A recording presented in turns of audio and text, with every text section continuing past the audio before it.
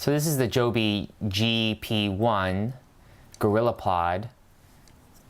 This is the standard, this is the one that everyone sort of has now. It was designed for point and shoot cameras, and then you would just screw it on here, and then you have your instant tripod mount. It has these flexy legs, and then you can wrap it around anything, and then right here it bends too, so left, right, up, down, X, Y, Z axis. It has a detachable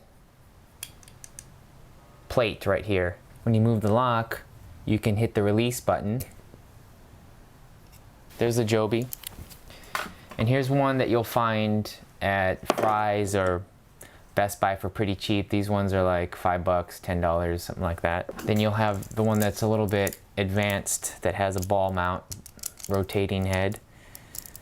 But the Joby is the only one that has a removable tripod plate.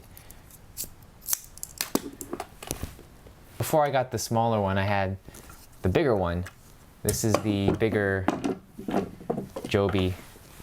The flip is a good one to put on. The flip works on both of them, but this is more sturdy.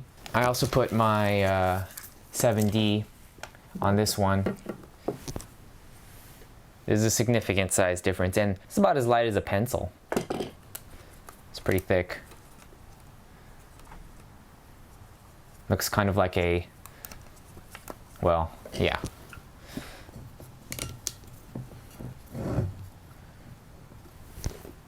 Here's a Zoom H1, kind of same size. The thread doesn't go, you need a washer in between there because it's not, doesn't go all the way. Something with this plastic threading, it won't let mounts go all the way in for some reason, or at least on the Joby. And here's what it's like on a Zoom H2.